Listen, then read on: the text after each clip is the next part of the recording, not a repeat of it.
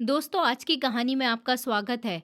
लेकिन कहानी शुरू करने से पहले कमेंट करके हमें ज़रूर बताएं कि आप हमारी वीडियोस कहां से देख रहे हैं। और हाँ, वीडियो को लाइक करें और चैनल को सब्सक्राइब करना ना भूलें। मेरी सौतेली माँ की मौत के बाद मैं उनके कमरे की सफाई करने के लिए जब उनके कमरे में गई तो वहाँ मुझे एक खत रखा हुआ मिला। जब वो खत मैं अपने पिताजी के पास लेकर गई और उन्होंने वो खत पढ़कर मुझसे कहा कि बेटा, इस खत को मैं पढ़कर नहीं सुना सकता हूँ, इसे तुम खुद ही पढ़ लो। और ये कहते वक्त उनकी आंखों में आंसू थे। मैं समझ नहीं पाई थी कि वो इस तरह से क्यों कह रहे हैं, मगर जब मैंने वो खत पढ़ा तो मेरे पैरों के नीचे ज़मीन निकल गई। क्योंकि मेरा नाम रिया है। मेरा एक हंसता खेलता और बहुत ही खुशहाल परिवार है। मेरी माँ का नाम सुशीला था। मेरी माँ बहुत ही सीधी सादी और नेक दिल औरत है। उन्होंने आज तक कभी किसी का बुरा नहीं सोचा। वो हमेशा दूसरों की मदद करने के लिए तैयार रहती है। अगर मोहल्ले में किसी के घर कोई परेशानी आ जाए तो सबसे पहले मेरी माँ ही वहाँ पहुँचती थी। कोई बीमार हो जाए तो उसका हालचाल पूछती थी। किसी के घर खाने की परेशानी हो तो चुपचाप उसकी मदद कर देती थी, लेकिन कभी किसी से इसका जिक्र तक नहीं करती थी। उनका मानना था कि अगर किसी की मदद करो तो उसका दिखावा नहीं करना चाहिए। और मेरे पिताजी का नाम संजय वर्मा था। मेरे पिता भी बिल्कुल ऐसे ही इंसान थे, मेहनती, ईमानदार और अपने परिवार से बहुत प्यार करने वाले। मेरा एक छोटा भाई भी है जिसका नाम राहुल है। वो मुझसे कुछ साल छोटा है, लेकिन हम दोनों के बीच बहुत गहरी दोस्ती थी। हम दोनों हर बात एक दूसरे से शेयर करते थे।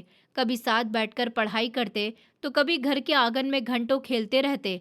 अगर मैं किसी बात से उदास हो जाती तो राहुल मुझे हंसाने के लिए तरह तरह की बातें करता।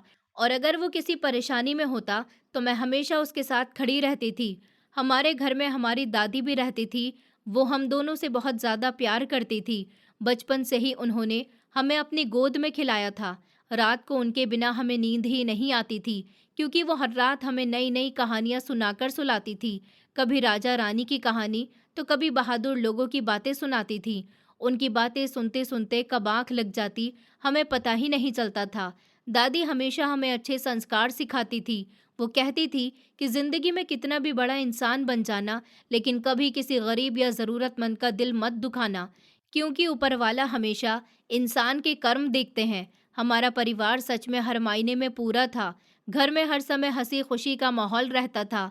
सुबह सब लोग एक साथ नाश्ता करते, फिर अपने अपने काम में लग जाते और शाम को दोबारा सब एक साथ बैठकर खाना खाते। उस समय पिताजी पूरे दिन की बातें बताते और हम सब उनकी बातें बड़े ध्यान से सुनते थे। मेरे पिताजी की शहर में अपनी पेपर की फैक्ट्री थी। वो कई सालों की मेहनत के बाद उस मुकाम तक पहुंचे थे। फैक्ट्री में अलग अलग तरह के कागज़ और पेपर बोर्ड तैयार किए जाते थे, जिनकी सप्लाई स्कूलों, कॉलेज, दफ्तरों, दुकानों और कई बड़ी कंपनियों तक होती थी। फैक्ट्री काफ़ी बड़ी थी। वहाँ बहुत से कर्मचारी काम करते थे। कोई बड़ी बड़ी मशीनें चलाता था, कोई तैयार माल की पैकिंग करता था, तो कोई ट्रकों में सामान भरवाकर अलग अलग शहरों में भेजने का काम देखता था। पिताजी हर सुबह समय पर फैक्ट्री पहुंच जाते थे और शाम तक वहीं काम संभालते रहते थे। लेकिन चाहे काम कितना भी ज़रूरी क्यों ना हो, वो रात का खाना हमेशा हमारे साथ ही खाते थे। उनका कहना था कि परिवार के साथ बिताया गया समय सबसे ज़्यादा ज़रूरी होता है। फैक्ट्री में काम करने वाले सभी लोग भी उनका बहुत सम्मान करते थे, क्योंकि पिताजी कभी किसी कर्मचारी के साथ गलत व्यवहार नहीं करते थे। अगर किसी के घर कोई परेशानी होती तो वो उसकी मदद भी करते थे। इसी वजह से शहर में उनका बहुत अच्छा नाम था। लोग सिर्फ उन्हें एक बड़े व्यापारी के रूप में नहीं, बल्कि एक अच्छे इंसान के रूप में भी जानते थे। हमारे घर में कभी किसी चीज़ की कोई कमी नहीं थी। हमारे पास बड़ा सा घर था, जिसमें हर किसी के लिए अलग कमरा था। घर के सामने सुंदर सा बगीचा था, जहाँ दादी सुबह शाम ऊपर वाले का नाम लेते हुए पौधों में पानी डालती थी। माँ को फूलों का बहुत शौक था, इसलिए उन्होंने तरह तरह के फूल लगा रखे थे। पूरा घर हमेशा खुशबू से महकता रहता था। हमारे घर में काम करने के लिए नौकर भी थे, लेकिन माँ फिर भी खुद रसोई में जाकर हम सबके लिए अपने हाथों से खाना बनाती थी। उनका कहना था कि अपने हाथों से बनाए हुए खाने में जो प्यार होता है, वो किसी और चीज़ में नहीं होता। मैं और राहुल शहर के सबसे अच्छे स्कूल में पढ़ते थे। पिताजी चाहते थे कि हमें ज़िंदगी की हर अच्छी शिक्षा मिले, इसलिए उन्होंने कभी हमारी पढ़ाई में कोई कमी नहीं आने दी। अगर हमें किसी किताब की ज़रूरत होती तो वो उसी दिन लाकर दे देते। अगर हमें किसी प्रतियोगिता में हिस्सा लेना होता तो हमारा पूरा हौसला बढ़ाते थे। वो हमेशा कहते थे कि पैसा कमाना ज़रूरी है, लेकिन उससे भी ज़्यादा ज़रूरी अच्छी शिक्षा और अच्छा इंसान बनना है।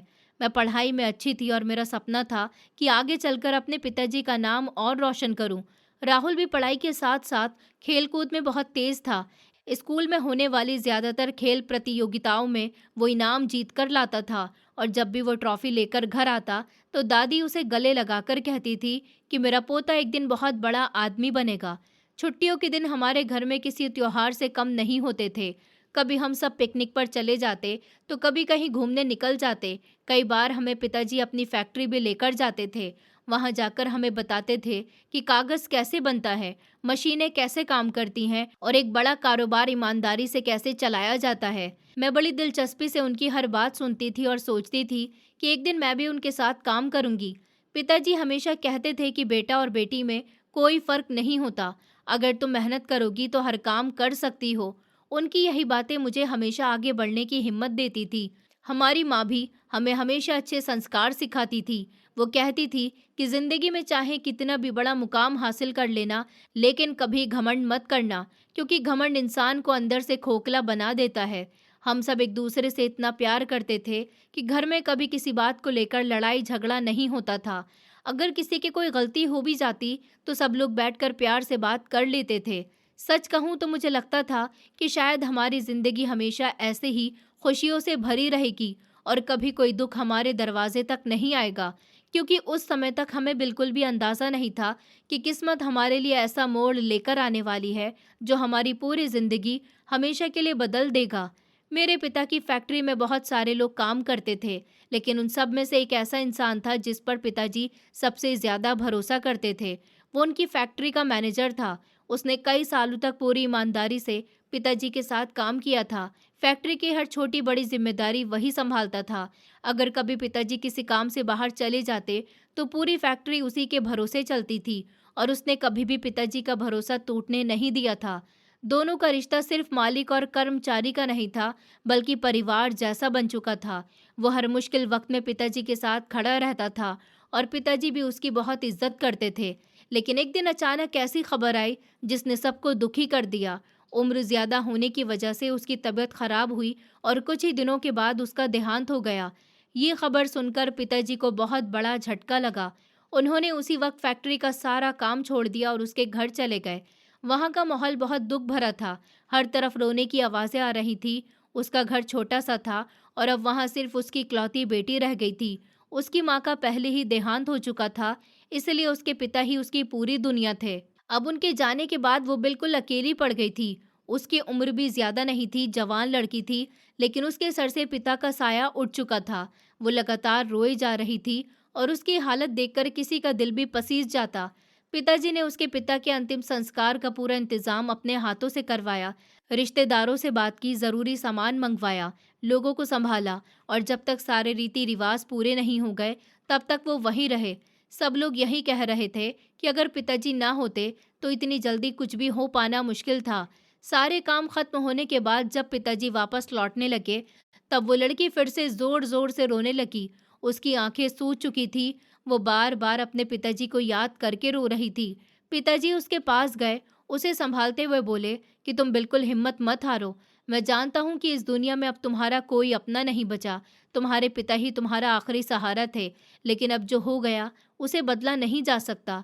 तुम अकेली नहीं हो। अगर तुम्हें कभी भी किसी भी चीज़ की ज़रूरत पड़े, चाहे पैसे की हो, किसी मदद की हो या कोई और परेशानी हो, तो मुझे बिना सोचे फ़ोन कर देना। मैं जितनी मदद कर सकूंगा ज़रूर करूंगा। इतना कहकर पिताजी ने अपना फ़ोन नंबर उसे दे दिया और फिर घर वापस आ गए। उसके बाद कुछ दिन तक सब पहले जैसा चलता रहा। पिताजी रोज़ फैक्ट्री जाते, अपना काम देखते और शाम को घर लौट आते। घर में भी सब सामान्य था, लेकिन एक दिन जब पिताजी फैक्ट्री में बैठे कुछ ज़रूरी फाइलें देख रहे थे, तभी उनके फ़ोन की घंटी बजी। उन्होंने फ़ोन उठाया तो दूसरी तरफ वही लड़की थी। उसकी आवाज़ बहुत घबराई हुई थी। वो रोते हुए बोली, मेरे घर का मकान मालिक मुझे घर से निकाल रहा है। मेरे पास किराया देने के पैसे नहीं हैं। मैं बहुत कोशिश कर चुकी हूँ, लेकिन मेरी कोई मदद नहीं कर रहा। अगर आप आ सकते हैं तो मैं आपकी बहुत आभारी रहूंगी। इतना कहकर उसने फ़ोन काट दिया। पिताजी ने एक पल भी देर नहीं की, क्योंकि उसके पिता ने कई सालों तक पूरी ईमानदारी से उनके साथ काम किया था। इसलिए उन्होंने सोचा कि उनकी बेटी को इस हालत में अकेला छोड़ना ठीक नहीं होगा। वो तुरंत फैक्ट्री से निकले और उसके घर पहुंच गए। वहां जाकर देखा कि मकान मालिक उससे बहस कर रहा था और उसका सामान बाहर रखने की बात कर रहा था। पिताजी ने उसे शांत किया और पूछा, आखिर क्या बात है? उसने बताया कि कई महीनों का किराया बाकी है, इसलिए अब वो उसे घर खाली करने के लिए कह रहा है। पिताजी ने बिना किसी बहस से उससे पूछा, कितना पैसा देना है? उसने जितना किराया बताया, पिताजी ने वही उसे पूरा दे दिया। मकान मालिक भी शांत हो गया और उसने कहा कि अब वो लड़की आराम से वहीं रह सकती है। पिताजी ने फिर उस लड़की को समझाया कि अगर आगे कोई भी परेशानी हो तो घबराना मत, लेकिन खुद को कमज़ोर भी मत समझना। इतना कहकर वो वापस अपने घर आ गए। इसके बाद फिर कुछ दिन बीत गए। सब कुछ पहले जैसा चलने लगा, लेकिन एक रात ऐसी आई जिसने हमारी पूरी जिंदगी बदल दी। उस रात हम सब अपने अपने कमरों में सो रहे थे। घर में चारों तरफ सन्नाटा था। तभी आधी रात को अचानक पिताजी के फोन की घंटी बजी। उन्होंने नींद में ही फोन उठाया तो दूसरी तरफ वही लड़की थी। इस बार उसकी आवाज़ पहले से भी ज़्यादा डरी हुई थी। वो ज़ोर ज़ोर से रो रही थी और कांपते हुए बोली, मेरे घर में कुछ लोग घुस आए हैं, मुझे बहुत डर लग रहा है, मुझे बचा लीजिए। इसके आगे वो कुछ नहीं बोल पाई और अचानक फ़ोन कट गया। पिताजी एकदम घबरा गए। उन्होंने जल्दी से कपड़े बदले और बिना किसी को जगाए तुरंत उसके घर की तरफ निकल गए। जब वो वहां पहुंचे तो घर का दरवाज़ा खुला हुआ था, लेकिन अंदर कोई आदमी नहीं था। सिर्फ वही लड़की एक कोने में बैठी रो रही थी। उसकी हालत बहुत ख़राब लग रही थी। वो डर के मारे काँप रही थी। पिताजी ने उससे पूछा कि आखिर हुआ क्या था? कौन लोग थे? उसने रोते हुए कहा, कुछ लोग ज़बरदस्ती मेरे घर में घुस आए थे। मैं बहुत डर गई थी। मैंने उन्हें कहा कि मैं पुलिस को फ़ोन कर दूंगी, लेकिन वो लोग नहीं माने। फिर मैं भागकर कमरे में चली गई और मैंने पुलिस को फ़ोन करने का नाटक किया। तभी बाहर से किसी गाड़ी का हॉर्न सुनाई दिया। उन्हें लगा कि शायद सच में पुलिस आ गई है, इसलिए वो लोग डरकर भाग गए। मैं बहुत डर गई थी। अगर आज आप नहीं आते तो पता नहीं क्या हो जाता। ये कहते कहते वो फिर से रोने लगी। पिताजी उसे लगातार समझाते रहे कि अब डरने की ज़रूरत नहीं है, लेकिन तभी उसने अचानक ऐसी बात कह दी जिसकी उम्मीद शायद खुद पिताजी ने भी नहीं की थी। उसने रोते हुए कहा, मैं इस दुनिया में बिल्कुल अकेली हूँ। एक अकेली लड़की का जीना कितना मुश्किल होता है, ये अब मुझे समझ आ रहा है। हर कोई मुझे कमज़ोर समझता है। अगर आज आप मेरे साथ ना होते तो शायद मैं बच भी नहीं पाती। फिर उसने हिम्मत करके कहा, अगर आप मुझसे शादी कर लें तो मुझे एक सहारा मिल जाएगा। फिर कोई मुझे इस तरह परेशान नहीं करेगा। मैं आपकी ज़िंदगी में कोई परेशानी नहीं बनूंगी। मैं सबके साथ मिलकर रह लूंगी। बस मुझे अपना नाम दे दीजिए ताकि लोग मुझे अकेला समझकर तंग ना करें। उसकी बात सुनकर पिताजी कुछ देर के लिए चुप हो गए। उन्हें समझ नहीं आया कि क्या जवाब दें। फिर उन्होंने धीरे से कहा, तुम जानती हो कि मैं पहले से शादीशुदा हूँ। मेरी पत्नी है, मेरे 2 बच्चे हैं। मैं ऐसा कैसे कर सकता हूँ? उसने तुरंत कहा कि हाँ, मैं सब जानती हूँ। मैं आपकी पत्नी और बच्चों के बारे में भी जानती हूँ, लेकिन मैं किसी से कुछ नहीं छीनना चाहती। मैं सबके साथ प्यार से रह लूंगी। मुझे सिर्फ एक सहारे की ज़रूरत है। इसके अलावा मुझे कुछ और नहीं चाहिए। उसकी बातें सुनकर पिताजी गहरी सोच में पड़ गए। वो लड़की देखने में भी बहुत सुंदर थी और उस वक्त उसकी बेबसी देखकर पिताजी का मन पूरी तरह पिघल गया। शायद उन्हें लगा कि अगर उन्होंने उसका साथ नहीं दिया तो वो सच में बिल्कुल अकेली रह जाएगी। उसी भावुकता में उन्होंने जल्दबाजी में फैसला ले लिया और अगले ही दिन बिना किसी को बताए उससे शादी कर ली। जब पिताजी उसे अपने साथ घर लेकर आए तो हम सब हैरान रह गए। किसी को समझ ही नहीं आ रहा था कि आखिर ये सब इतनी जल्दी कैसे हो गया। मेरी माँ दरवाजे पर खड़ी सब कुछ देखती रही। उनके चेहरे पर दर्द साफ दिखाई दे रहा था, लेकिन उन्होंने एक शब्द भी नहीं कहा। वो ऐसी औरत थी जिन्होंने हमेशा अपने परिवार को सबसे पहले रखा था। उन्होंने अपनी तकलीफ अपने दिल में ही दबा ली। मैं उस समय 12वीं क्लास में पढ़ती थी और इतनी समझ रखती थी कि सही गलत में फ़र्क कर सकूं। मुझे ये सब बिल्कुल अच्छा नहीं लगा। मेरा दिल टूट गया। मुझे अपनी माँ के लिए बहुत बुरा लग रहा था। पिताजी ने घर के ऊपर वाले हिस्से में उसके रहने का इंतज़ाम कराया। नौकरों से उसका कमरा साफ करवाया, नया सामान रखवाया और उसे वहीं रहने के लिए भेज दिया। मैं खुद को रोक नहीं पाई। मैं रोते हुए पिताजी के पास गई और उनसे कहा कि आखिर माँ ने आपके लिए क्या नहीं किया। उन्होंने हमेशा आपका साथ दिया, हर मुश्किल में आपके साथ खड़ी रहीं, फिर भी आपने उनके रहते हुए दूसरी शादी कैसे कर ली? आपने माँ के साथ बिल्कुल अच्छा नहीं किया। मेरी बातें सुनकर पिताजी कुछ देर तक चुप रहे। फिर उन्होंने मेरे सर पर हाथ रखा और बहुत शांत आवाज में बोले, बेटा, तुम जो सोच रही हो बात वैसी नहीं है। ये कोई बुरी लड़की नहीं है, ये बस एक बेसहारा लड़की थी जिसके सर पर कोई अपना नहीं बचा था। मैंने उससे प्यार की वजह से नहीं बल्कि उसे सहारा देने के लिए शादी की है। मैं चाहता हूँ कि उसे भी जीने का हक मिले और उसे कभी ये महसूस न हो कि इस दुनिया में उसका कोई नहीं है। तुम लोग थोड़ा समय दो, शायद एक दिन तुम मेरी बात समझ जाओ। लेकिन उस वक्त मेरा दिल ये बात मानने को बिल्कुल तैयार नहीं था, क्योंकि मुझे सिर्फ अपनी माँ की आंखों का दर्द दिखाई दे रहा था और मुझे लग रहा था कि इस फैसले ने हमारे घर की खुशियों को हमेशा के लिए बदल दिया। फिर मैं रोती हुई सीधा दादी के कमरे में गई। मेरे मन में बहुत सारे सवाल थे जिनका जवाब मुझे कहीं नहीं मिल रहा था। मैं दादी के पास बैठ गई और उनसे कहा कि दादी, आखिर पिताजी ने ये क्या कर दिया? उन्होंने ऐसा क्यों किया? हमारी माँ ने उनका हमेशा साथ दिया, फिर भी उन्होंने दूसरी शादी कैसे कर ली? दादी ने मेरा सर हिलाया और मुझे अपने पास बैठाकर बोली, बेटा, तुम अभी छोटी हो, इसलिए इस बात को पूरी तरह समझ नहीं पा रही हो। मैं ये नहीं कहती कि जो हुआ वो बिल्कुल सही हुआ, लेकिन अब जो हो चुका है उसे बदला भी तो नहीं जा सकता। तुम अभी अपने मन को शांत रखो। मैं तुम्हारे पिताजी से बात करूंगी और उनसे पूछूंगी कि आखिर उन्होंने इतना बड़ा फैसला कैसे ले लिया।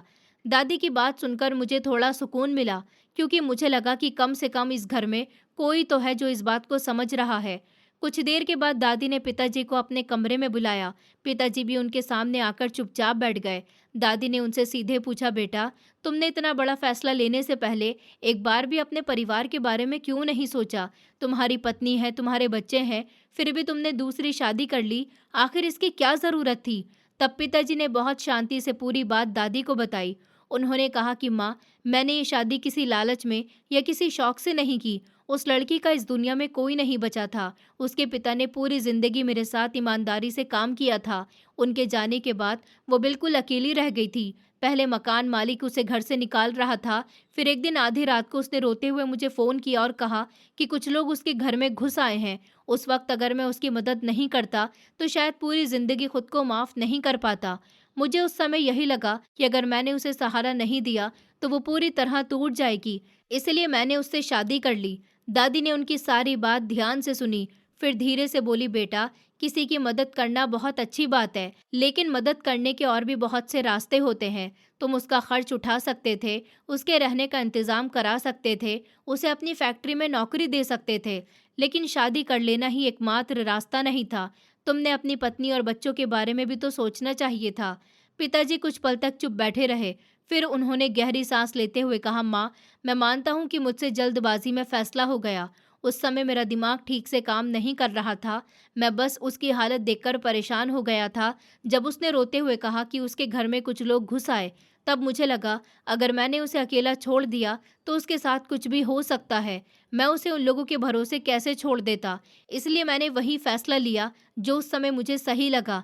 अब मैंने उसे अपनी पत्नी के रूप में अपना लिया है, इसलिए अब मैं उसे इस घर से कहीं नहीं भेज सकता। दादी ने उनकी बात सुनी, लेकिन उनके चेहरे से साफ लग रहा था कि वो इस फैसले से खुश नहीं थी। फिर भी उन्होंने ज्यादा बहस नहीं की, क्योंकि उन्हें भी समझ आ गया था कि अब जो हो चुका है उसे बदला तो नहीं जा सकता। आखिर में पिताजी ने दादी से कहा कि माँ, आप बिल्कुल भी चिंता मत कीजिए। दिव्या कोई गलत लड़की नहीं है, वो बहुत सीधी है। वो इस घर में सबके साथ घुल मिलकर रहेगी, किसी को कोई परेशानी नहीं होगी। धीरे धीरे सब ठीक हो जाएगा। दादी ने कोई जवाब नहीं दिया, बस चुपचाप बैठी रही। पिताजी वहां से उठे और फैक्ट्री के काम के लिए निकल गए, लेकिन उनके जाने के बाद भी घर का माहौल पहले जैसा नहीं रहा। मेरे छोटे भाई राहुल की उम्र उस समय बहुत कम थी, उसे इन बातों की कोई समझ नहीं थी। उसके लिए तो बस इतना था कि घर में एक नई आंटी आ गई हैं। वो कभी उसके पास चला जाता, कभी माँ के पास खेलता रहता। उसे ये नहीं पता था कि हमारे घर में कितना बड़ा बदलाव हो चुका है, लेकिन मैं सब समझ रही थी और मेरी माँ भी सब समझ रही थी। माँ ने अपने चेहरे पर कभी कोई शिकायत नहीं दिखाई। वो हमेशा की तरह सुबह जल्दी उठती, पूरे घर का काम करती, सबके लिए खाना बनाती, दादी की दवा का ध्यान रखती, राहुल को संभालती और ऐसा दिखाने की कोशिश करती जैसे कुछ हुआ ही ना हो। अगर कोई बाहर वाला हमारे घर आता तो उसे कभी एहसास भी नहीं होता कि इस घर के अंदर कितना बड़ा तूफान चल रहा है। लेकिन मैं अपनी माँ को सबसे ज़्यादा रात के समय देखती थी, जब पूरा घर सो जाता था। तब कई बार मेरी आँख खुल जाती और मुझे धीरे धीरे किसी के रोने की आवाज़ सुनाई देती। मैं समझ जाती कि माँ फिर अकेले बैठकर रो रही है। कई बार मैं चुपचाप उनके कमरे के बाहर खड़ी हो जाती थी और अंदर से उनकी सिसकियों की आवाज़ें सुनाई देती थी। उस समय मेरा दिल इतना दुखता था कि मेरी भी आंखों से आंसू निकल आते थे। मैं चाहकर भी उनके पास नहीं जाती, क्योंकि मुझे लगता था कि अगर मैं चली गई तो वो अपने आंसू छिपाने लगेंगी। मेरी माँ सच में बहुत सब्र करने वाली औरत थी। उन्होंने कभी किसी के सामने अपने दुख का दिखावा नहीं किया। उन्होंने कभी पिताजी से लड़ाई नहीं की, कभी ऊंची आवाज़ में बात नहीं की और ना ही घर में कोई तमाशा किया। उन्होंने अपना दर्द अपने दिल में ही दबाकर रखा। शायद वो सिर्फ अपने बच्चों की वजह से सब सह रही थी, क्योंकि वो नहीं चाहती थी कि हमारा परिवार पूरी तरह टूट जाए। लेकिन मैं अच्छी तरह समझ रही थी कि उनके दिल पर क्या बीत रही होगी। एक औरत के लिए अपने ही घर में अपने पति की दूसरी पत्नी का आ जाना कितना बड़ा दुख होता है, ये बात मैं उस समय भी महसूस कर सकती थी। हालांकि मेरी उम्र ज्यादा नहीं थी, लेकिन इतनी समझ जरूर थी कि माँ के साथ बहुत बड़ा अन्याय हुआ है। जिस लड़की से मेरे पिताजी ने शादी की थी, उसका नाम दिव्या था। शुरू शुरू में वो हम सब के साथ बहुत मीठा व्यवहार करती थी। वो दादी के पैर छूती थी, माँ को दीदी कहकर बुलाती थी, मुझसे भी प्यार से बात करती थी। राहुल के लिए कभी चॉकलेट ले आती तो कभी कोई खिलौना देती। वो हर समय मुस्कुराकर बात करती ताकि सबको लगे कि वो बहुत अच्छी है। अगर घर में कोई रिश्तेदार आता तो वो बड़ी सादगी से सबसे मिलती और ऐसा दिखाती जैसे उसे इस घर से कोई शिकायत ही नहीं है। ऊपर वाले कमरे में रहते हुए भी वो अक्सर नीचे आ जाती और सबके साथ बैठकर बातें करती। कई बार वो माँ की रसोई में भी चली जाती और कहती कि मैं आपकी मदद कर देती हूँ, लेकिन माँ हमेशा मुस्कुराकर कह देती कि रहने दो, मैं कर लूँगी। बाहर से देखने वाले लोगों को शायद यही लगता कि हमारे घर में सब लोग बहुत प्यार से रह रहे हैं, लेकिन मेरे मन में उसके लिए शुरुआत से ही एक अजीब सी बेचैनी थी। पता नहीं क्यों मुझे उसकी हर बात बनावटी लगती थी। मुझे ऐसा महसूस होता था कि वो जितना सीधा बनने की कोशिश करती है, उतनी सीधी शायद है नहीं। उसकी मुस्कान मुझे नकली लगती थी, उसकी मीठी बातें भी मेरे दिल को कभी छू नहीं पाती थी। मैं जब भी उसे देखती तो मुझे माँ की भीगी हुई आंखें याद आ जाती थी, इसलिए चाहकर भी मैं उसे अपना नहीं पा रही थी। मैं उससे जितना भी हो सकता था उतनी दूरी बनाकर रखती थी और मेरे दिल में उसके लिए अपनापन तो बिल्कुल भी नहीं था, बल्कि हर गुजरते दिन के साथ मुझे उसके ऊपर भरोसा और भी कम होता जा रहा था, क्योंकि पता नहीं क्यों मुझे बार बार ऐसा लगता था कि उसकी असली सच्चाई अभी हमारे सामने आई ही नहीं। शुरुआत में तो दिव्या ऐसे रहती थी जैसे उसे इस घर से बहुत लगाव हो, लेकिन धीरे धीरे उसका असली व्यवहार सबके सामने आने लगा। पहले वो सबसे मीठी बातें करती थी, लेकिन अब उसने घर के किसी भी इंसान की परवाह करना लगभग छोड़ ही दिया था। मेरी माँ पहले की तरह ही पूरे घर की जिम्मेदारी अपने ऊपर उठाए रहती थी। हमारे घर में बस एक औरत खाना बनाने में उनकी थोड़ी बहुत मदद कर देती थी, लेकिन उसके अलावा पूरा घर मेरी माँ अकेले संभालती थी। सुबह सबसे पहले उठना, सफाई करना, नाश्ता तैयार करना, सबके लिए चाय बनाना, दादी की दवा समय पर देना, उनके कपड़े संभालना, पूरे घर की सफाई देखना, नौकरों को काम समझाना, दोपहर का खाना बनाना, फिर शाम की तैयारी करना, ये सब काम वही अकेले करती थी। दादी की उम्र काफ़ी हो चुकी थी, उनके कूलों में अक्सर दर्द रहता था, इसलिए माँ हर रात उनके कूलों पर तेल लगाकर धीरे धीरे मालिश करती थी ताकि उन्हें आराम मिल सके। दादी भी हमेशा माँ को अपनी बेटी की तरह मानती थी और बार बार कहती थी कि ऐसी बहू हर किसी को नहीं मिलती, लेकिन माँ कभी अपनी तारीफ सुनकर खुश नहीं होती थी। वो तो हमेशा यही कहती थी कि ये सब मेरा फर्ज है। दूसरी तरफ दिव्या का व्यवहार बिल्कुल अलग था। उसे घर के किसी भी काम से कोई मतलब नहीं था। वो सुबह देर से उठती, फिर अपने कमरे में चली जाती, कभी टीवी देखती रहती, कभी घंटों फोन चलाती रहती, कभी किसी से बात तक नहीं करती। अगर कोई उससे किसी काम के लिए कह देता तो उसके चेहरे पर साफ नाराजगी दिखाई देने लगती थी। उसे ऐसा लगता था जैसे इस घर की कोई जिम्मेदारी उसकी है ही नहीं। धीरे धीरे उसने सबसे दूरी बना ली। सबसे ज्यादा बुरा मुझे तब लगता था जब वो मेरे छोटे भाई राहुल को अपने पास बैठाकर उल्टी सीधी बातें सिखाती थी।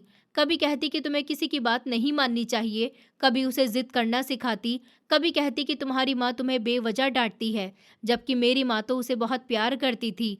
राहुल छोटा था, इसलिए उसे सही गलत की समझ नहीं थी। वो कभी कभी उसकी बातों में आ भी जाता था और फिर माँ को जवाब देने लगता।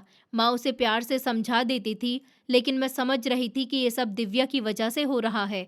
धीरे धीरे घर का माहौल बदलने लगा था। सबसे बड़ी बात तब हुई जब एक दिन दिव्या ने दादी के साथ ऐसी बदतमीजी की जिसकी किसी ने कल्पना भी नहीं की थी। उस दिन दोपहर का समय था। माँ रसोई में खाना बना रही थी और मैं अपने कमरे में पढ़ रही थी। दादी अपने कमरे में बैठी थी, उन्हें प्यास लगी तो उन्होंने बाहर खड़ी दिव्या से प्यार से कहा, बेटा जरा एक गिलास पानी दे देना, मेरी तबीयत ठीक नहीं लग रही। लेकिन दादी की बात सुनते ही दिव्या का चेहरा बदल गया। उसने बहुत तेज आवाज में कहा कि मैं तुम्हारी नौकर नहीं हूँ जो हर वक्त तुम्हारी सेवा करती रहूं। क्या तुमने मुझे अपनी पहली बहू समझ रखा है जो दिन रात तुम्हारे काम करती रहती थी? मैं वैसी नहीं हूँ। मैं यहाँ किसी की नौकरी करने नहीं आई हूँ जिसे जो चाहिए खुद जाकर ले सकता है। उसकी ऊंची आवाज पूरे घर में सुनाई दे रही थी। दादी कुछ पल के लिए बिल्कुल चुप हो गईं। उनके चेहरे पर बहुत दुख साफ दिखाई दे रहा था। उन्होंने जिंदगी में शायद पहली बार किसी बहू से अपने लिए ऐसी बात सुनी थी। माँ रसोई से बाहर आई और बिना कुछ कहे खुद दादी के लिए पानी लेकर चली गई। उन्होंने न दिव्या से बहस की और ना ही कोई जवाब दिया, लेकिन उनके चेहरे पर भी दुख साफ दिखाई दे रहा था। शाम को जब पिताजी फैक्ट्री से वापस आए तब दादी ने उन्हें सारी बात बता दी। दादी की बात सुनते ही पिताजी का चेहरा गुस्से से भर गया। वो सीधे ऊपर दिव्या के कमरे में गए और उससे सख्त आवाज में बोले कि तुम्हारी हिम्मत कैसे हुई मेरी माँ से इस तरह बात करने की? आज तक मेरी पहली पत्नी ने कभी मेरी माँ की बेइज्जती नहीं की। उसने हमेशा मेरी माँ को अपनी माँ समझकर उनकी सेवा की है, कभी ऊंची आवाज में बात तक नहीं की।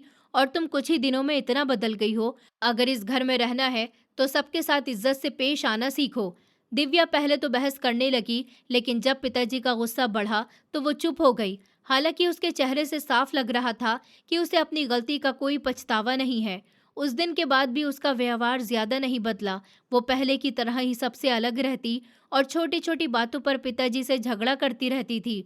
जब भी दोनों के बीच बहस होती तो पिताजी अक्सर मेरी माँ की मिसाल देते हुए कहते कि देखो, एक तरफ तुम्हारी दीदी है जिन्होंने कभी किसी से ऊंची आवाज में बात नहीं की, और एक तरफ तुम हो जो हर बात पर लड़ने लगती हो। इंसान की अच्छाई उसके व्यवहार से पहचान में आती है, सिर्फ बातें करने से कोई अच्छा नहीं बन जाता। मुझे कई बार लगता था कि अब पिताजी को भी धीरे धीरे अपनी गलती का एहसास होने लगा था। शायद उन्हें समझ आने लगा था कि मेरी माँ जैसी सीधी और सबका ख्याल रखने वाली औरत सच में बहुत कम होती है। लेकिन अब जो हो चुका था उसे बदला नहीं जा सकता था। समय अपनी रफ्तार से आगे बढ़ता रहा और फिर एक दिन हमारी जिंदगी पर ऐसा दुख टूट पड़ा जिसकी किसी ने कभी कल्पना भी नहीं की थी। उस दिन भी बाकी दिनों की तरह माँ सुबह से ही काम में लगी हुई थी।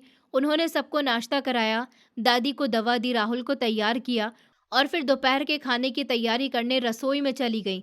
मैं अपने कमरे में थी, तभी अचानक रसोई की तरफ से किसी के जोर से चीखने की आवाज आई। मैं घबराकर दौड़ी तो देखा कि रसोई में आग फैल चुकी थी और माँ का दुपट्टा आग की चपेट में आ गया था। कुछ ही पल में आग उनके कपड़ों तक पहुंच गई। माँ खुद को बचाने की कोशिश कर रही थी और जोर जोर से मदद के लिए पुकार रही थी। मैं जोर से चिल्लाई तो घर के बाकी लोग भी भागते हुए वहां पहुंचे।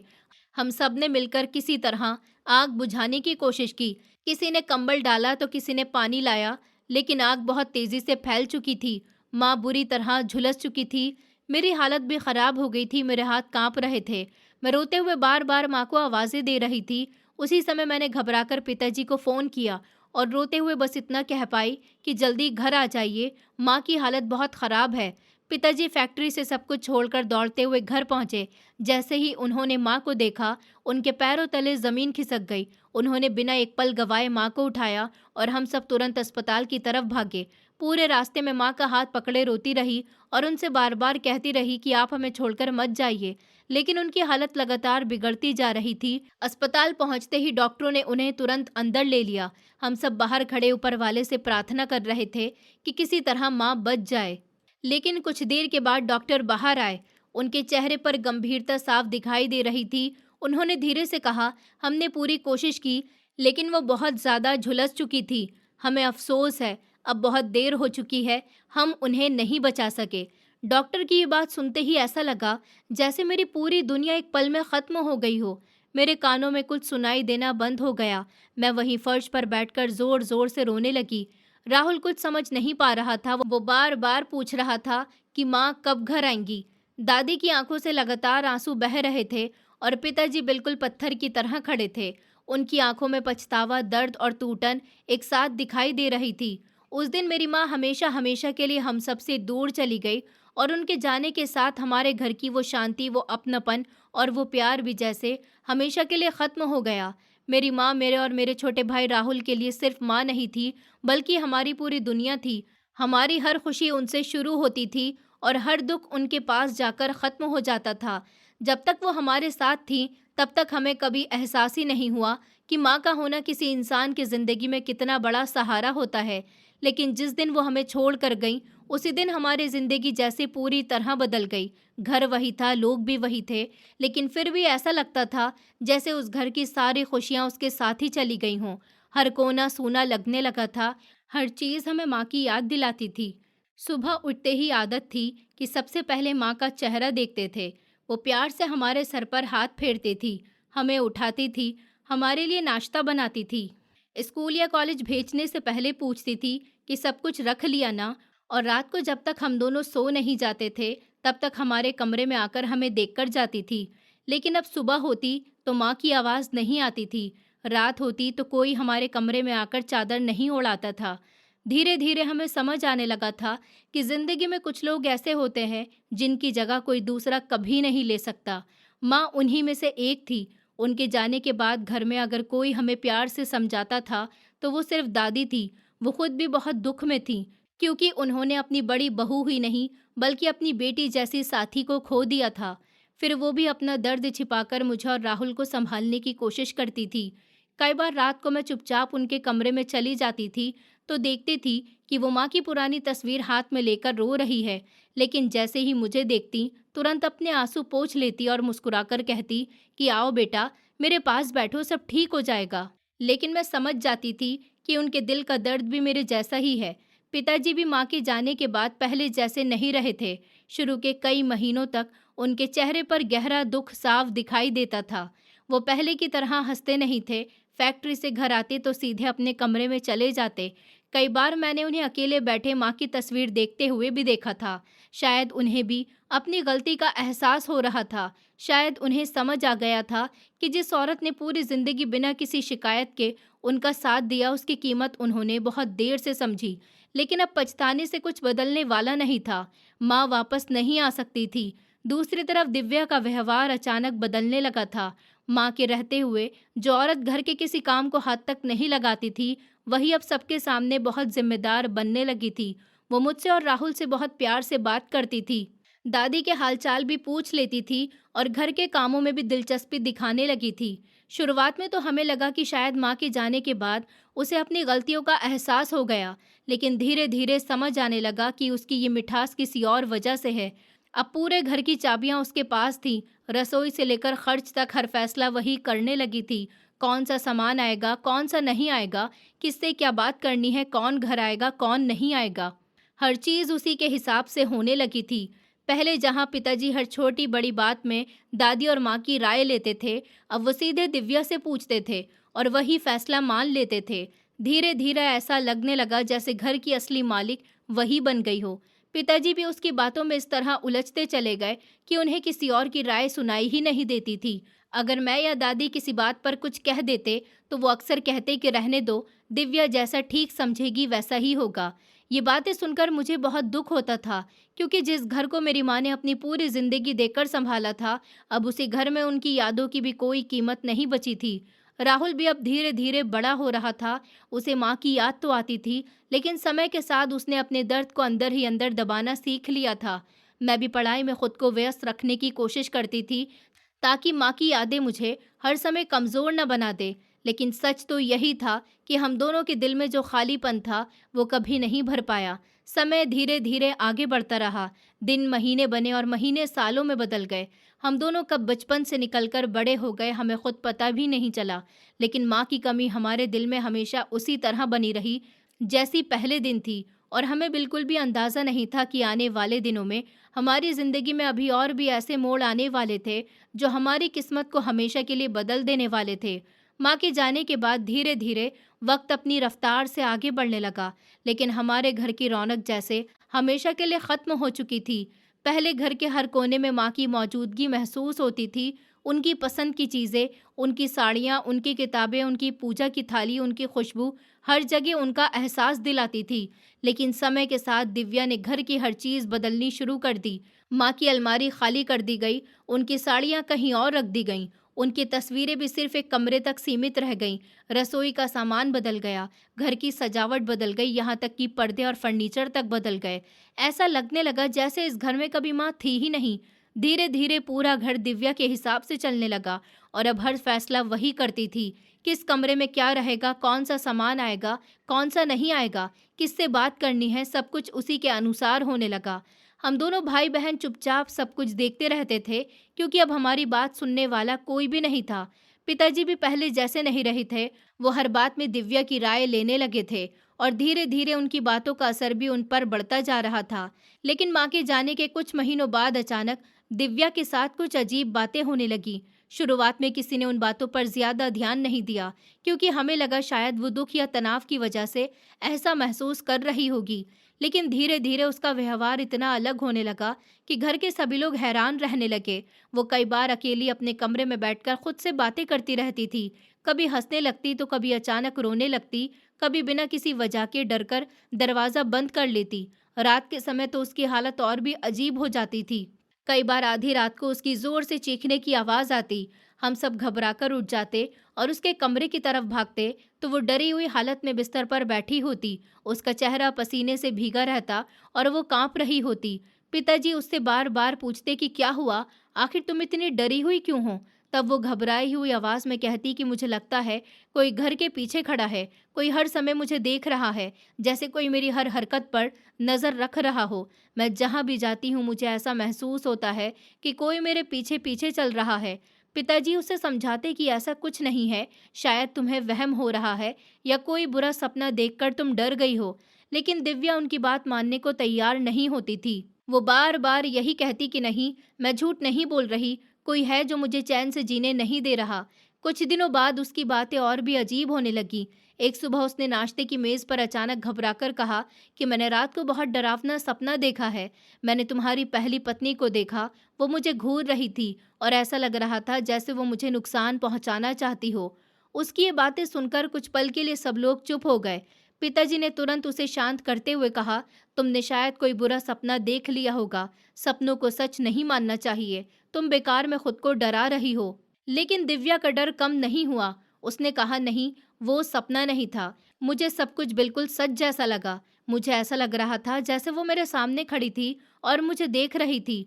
पिताजी ने फिर उसे समझाया कि ऐसी बातें दिमाग से निकाल दो और आराम करो।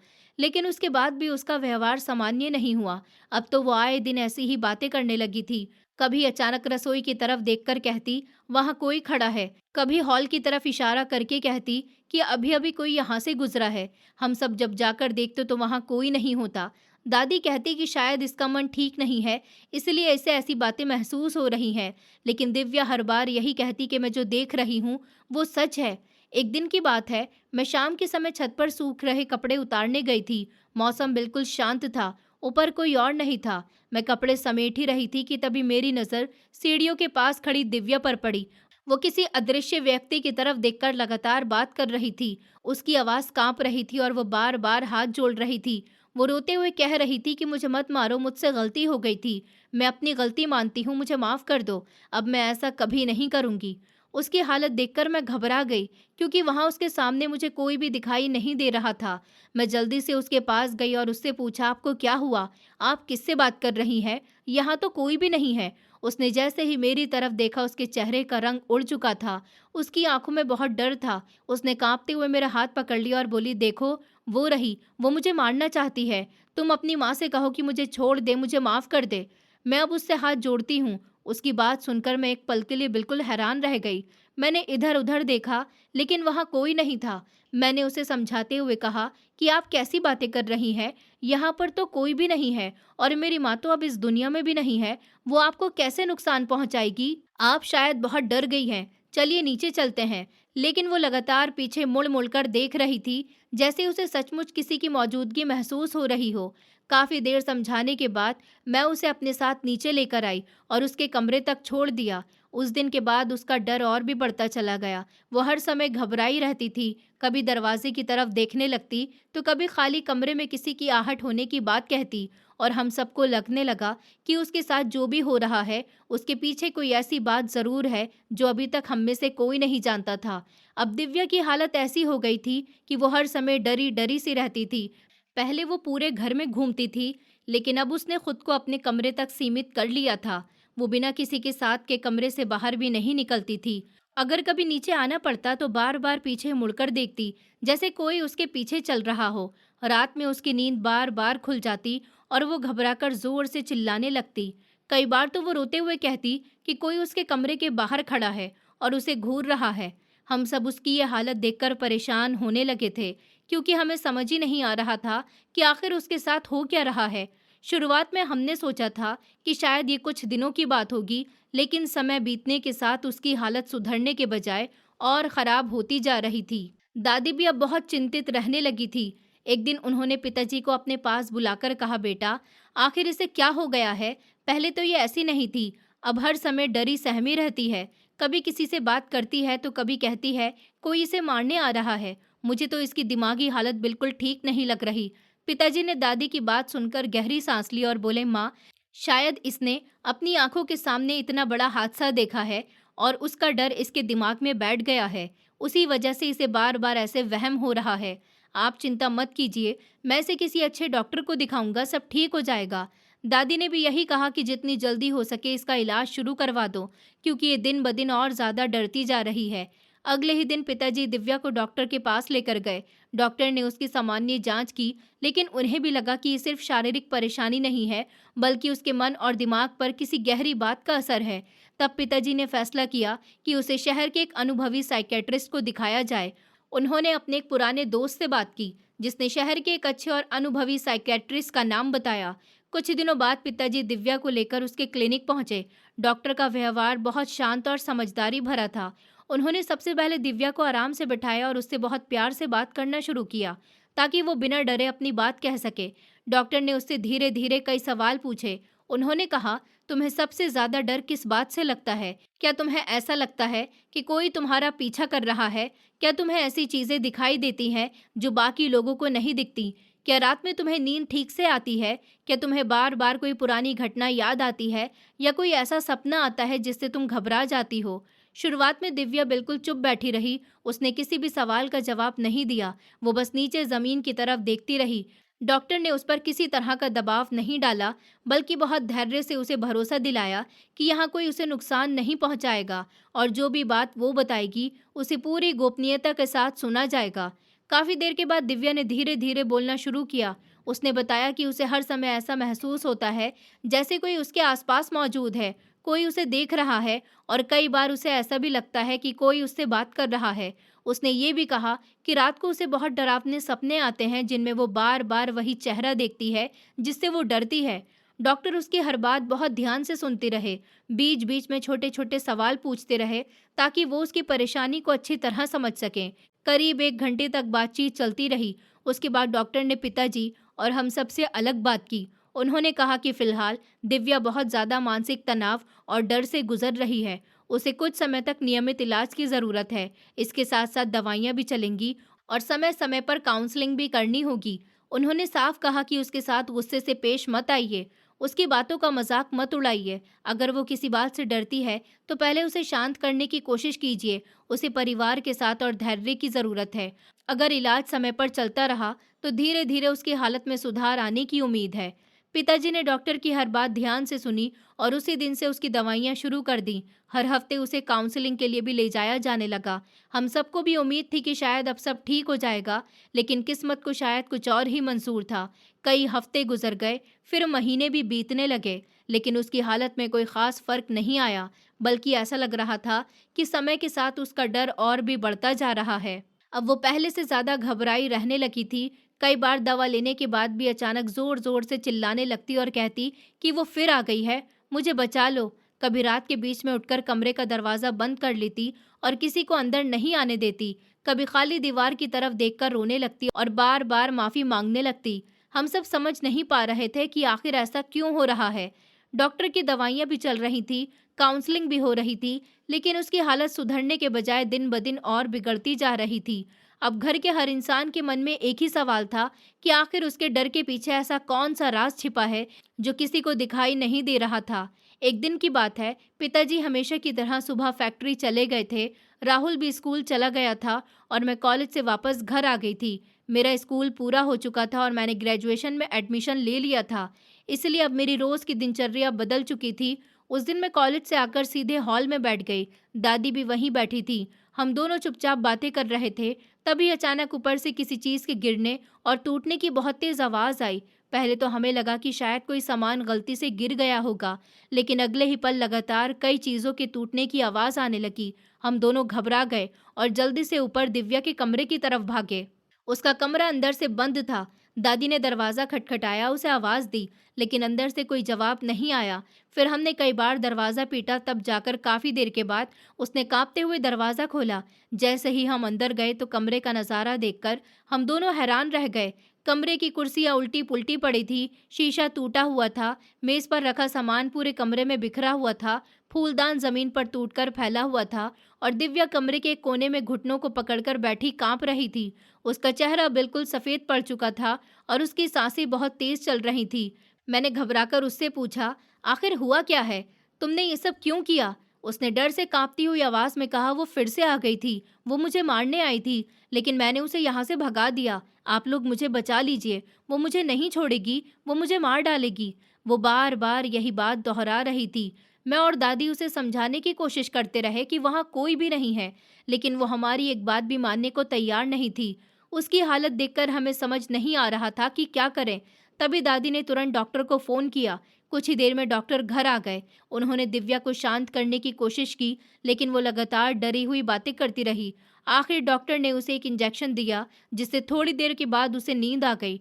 डॉक्टर ने पिताजी को फ़ोन करके सारी बात बता दी और कहा कि उसकी हालत पर लगातार नज़र रखना ज़रूरी है। शाम को जब पिताजी फैक्ट्री से वापस आए, तो दादी ने उन्हें दिन भर की पूरी घटना विस्तार से बताई। उन्होंने कहा, "बेटा, अब मुझे इसकी हालत ठीक नहीं लग रही। आज इसने पूरे कमरे का सामान तोड़ दिया। अगर समय रहते इसका इलाज और अच्छे तरीके से नहीं कराया गया, तो ये खुद को या किसी और को नुकसान पहुंचा सकती है। मुझे लगता है कि इसे ऐसे अस्पताल में भर्ती करा देना चाहिए, जहां इसकी 24 घंटे देखभाल हो सके।" पिताजी कुछ देर तक चुप रहे, फिर बोले, "माँ, आप कैसी बातें कर रही हैं? मैं इसे ऐसे कैसे भर्ती करा सकता हूँ? मुझे लगता है कि थोड़ा और इलाज होगा तो ये ठीक हो जाएगी।" दादी ने समझाते हुए कहा, "बेटा, मैं इसे सज़ा देने की बात नहीं कर रही, मैं इसकी सुरक्षा की बात कर रही हूँ। वहाँ डॉक्टर हर समय इसके साथ रहेंगे और शायद वहाँ इसका इलाज ज़्यादा अच्छे से हो सके।"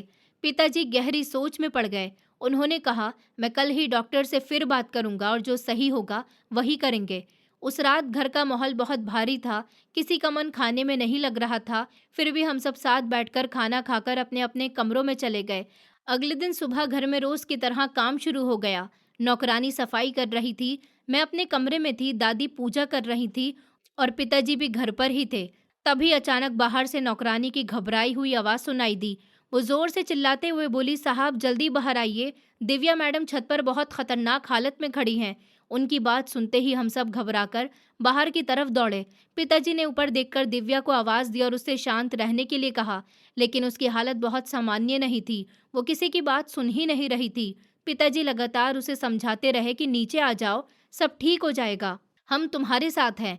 लेकिन कुछ ही पलों में एक दुखद हादसा हो गया। हम सब उसे बचाने की कोशिश करते रह गए, लेकिन वो गंभीर रूप से घायल हो गई। पिताजी और घर के लोग बिना एक पल गवाए उसे तुरंत अस्पताल लेकर भागे। डॉक्टरों ने पूरी कोशिश की, लेकिन उसकी चोटें बहुत गंभीर थी और आखिरकार डॉक्टरों ने उसे बचा न पाने की बात बता दी। उस खबर ने पूरे घर को फिर से गहरे सदमे में डाल दिया। कुछ दिनों के बाद उसके अंतिम संस्कार की सारी रस्में पूरी हो गईं, लेकिन मेरे मन में बार-बार एक ही सवाल उठ रहा था, आखिर ऐसा क्या था जिससे वो इतनी डरी हुई थी? एक शाम मैंने पिताजी से यही बात पूछी। मैंने कहा, "पिताजी, आखिर ऐसा क्या हुआ था कि उसकी हालत इतनी बिगड़ गई? उसने कभी आपको कुछ बताया नहीं क्या?" पिताजी ने उदास होकर कहा कि, "नहीं बेटा, मैंने उससे कई बार पूछा था। मैं चाहता था कि वो अपने मन की बात बता दे, लेकिन हर बार वो या तो चुप हो जाती थी या सिर्फ इतना कहती थी कि कोई उसे छोड़ नहीं रहा। इसके अलावा उसने कभी कुछ साफ नहीं बताया।" उसकी बात सुनकर मेरा मन और भी बेचैन हो गया। कुछ दिन के बाद मैंने सोचा कि अब उसके कमरे की सफाई करवा देनी चाहिए। मैं उसके ऊपर वाले कमरे में गई। वहां अभी भी उसकी कई चीजें वैसी ही रखी हुई थी। मैं धीरे धीरे अलमारी ठीक करने लगी, फिर बिस्तर की चादर बदलने लगी। तभी तकिए के नीचे मुझे एक मुड़ा हुआ खत दिखाई दिया।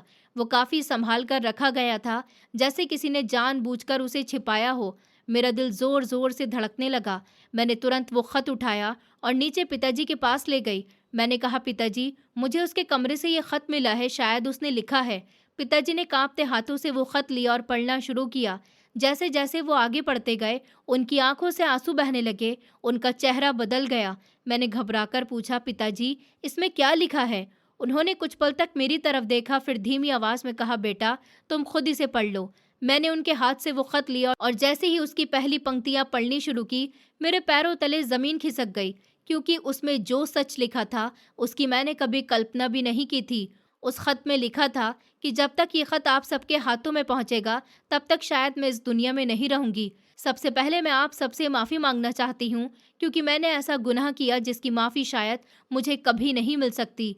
मैं इतने दिनों से एक ऐसे सच के साथ जी रही थी जिसने मुझे अंदर से ख़त्म कर दिया, और अब मरने से पहले वो सच आप सबसे छिपाकर नहीं जाना चाहती।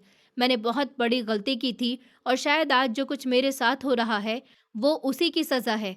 इसके बाद खत में जो लिखा था उसे पढ़ते हुए मेरे हाथ कांपने लगे। उसमें लिखा था कि उस दिन रसोई में जो हादसा हुआ था वो कोई हादसा नहीं था, सब कुछ पहले से सोचा समझा था। उसने लिखा था कि उस दिन उसने जानबूझकर रसोई में गैस खुली छोड़ दी थी, ताकि जब मेरी माँ खाना बनाने आए तो गैस फैल जाने की वजह से बड़ा हादसा हो जाए। उसने लिखा था कि उसे मेरी माँ से बहुत जलन होने लगी थी, क्योंकि घर का हर इंसान उनकी तारीफ करता था, और जब भी पिताजी उससे नाराज होते थे तो हमेशा मेरी माँ की अच्छाई का उदाहरण देते थे। यही बातें धीरे धीरे उसके मन में नफरत बनती चली गईं, और उसी नफरत ने उसे इतना अंधा कर दिया, और उसने एक ऐसा कदम उठा लिया जिसने हमारी पूरी जिंदगी बदल दी। उसने खत में लिखा था कि जिस दिन माँ की मौत हुई उस दिन उसे लगा था कि अब सब कुछ उसके मन के मुताबिक हो जाएगा, लेकिन ऐसा नहीं हुआ। उस दिन के बाद से उसे चैन की नींद आनी बंद हो गई। हर रात उसे डरावने सपने आने लगे। पहले उसे सिर्फ सपनों में मेरी माँ दिखाई देती थी, लेकिन फिर उसे ऐसा महसूस होने लगा कि जैसे माँ हर समय उसके आसपास है। कभी उसे लगता कोई उसके पीछे खड़ा है, कभी उसे लगता कोई उसे घूर रहा है, कभी उसे ऐसा महसूस होता कि कोई उससे अपने किए का हिसाब मांग रहा है।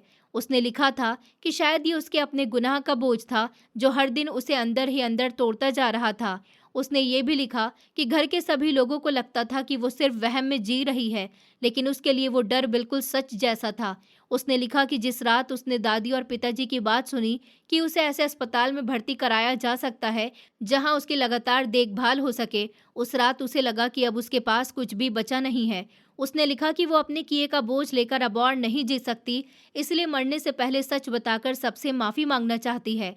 खत के आखिर में उसने लिखा था कि अगर हो सके तो मुझे माफ़ कर देना। हालांकि मैं जानती हूँ कि मैंने जो किया है उसके बाद शायद मैं माफ़ी के लायक नहीं हूँ। इतना पढ़ते पढ़ते मेरी आंखों से लगातार आंसू बहने लगे।